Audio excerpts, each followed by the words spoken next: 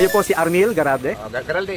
Ano po yung karanasan ninyo noong bumaha nung kay Christine Pepito Ay, at saka nung nagkaroon yung mahabang shoreline na nangyari sa mahirap Sorsogon? ang nasa namin kasi baha hanggang dito. Hanggang dyan. Hanggang dito. Kasi walang daanan ng tubig. Dapat may ano dito, yung mga daan papunta mula dito, tapos hanggang doon pa, papunta sa dagat. Dapat meron doon. Kasi walang doon culvert, walang butas. Yung dating wala pa palang boulevard. Ano po yung sitwasyon dito? Eh wala akong baha dito. Hindi wala nabaha pong kagad, ano. no? Hindi na ano.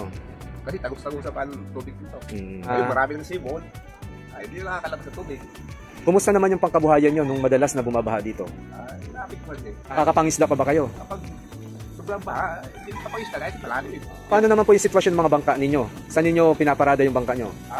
Doon, inano na inaakit na lang. Inaakyat yung bangka. Eh di ba mataas yung coastal road? Hindi, tulong-tulong na lang. Tulong-tulong kayo na inaakyat. Ngayon sa yung itong ginagawang ng Philippine Port Authority na magkakaroon sila ng expansion ng port. Ano ko tingin nyo doon? Tingin nyo sa pangkabuhayan nyo? Kasi mas lalo siguro pag babaha dito wala nang daluhin ng tubig. Kasi mahaharang doon yung galing doon mahaharang na. May saan pa yung lalabas. Kung kaharap nyo yung kinauukulan sa ngayon, ano po yung pinaka-request ninyo sa kanila? Para sa pangkabuhayan, para sa safety ninyo? Pagkabuhayan? Yes po. Eh, sana mabigyan kami ng kung halimbawa ito cut, matatabo na ito, bigyan kami ng alternatibong pangkabuhayan.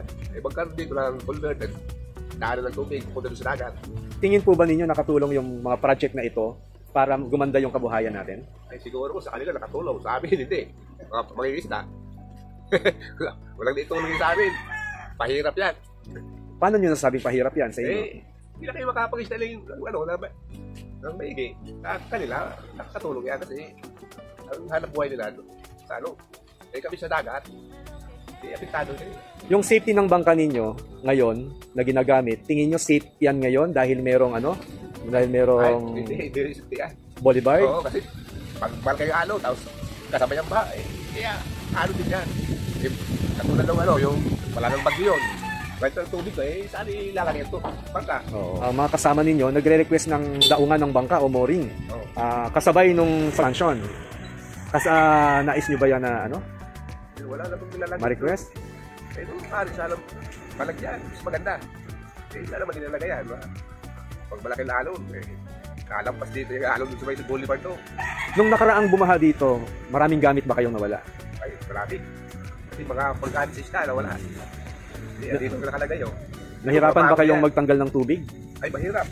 Kasi sabi mo hanggang dyan sa Pag bumupa na to, saan naman dito bumupa? Pero pag may tubig pa yan, may tubig din dito. I-try our best na maiparating sa kinaukulan. Para nang sa ganun, makatulong sa ating lahat. No? Salamat po. Salamat.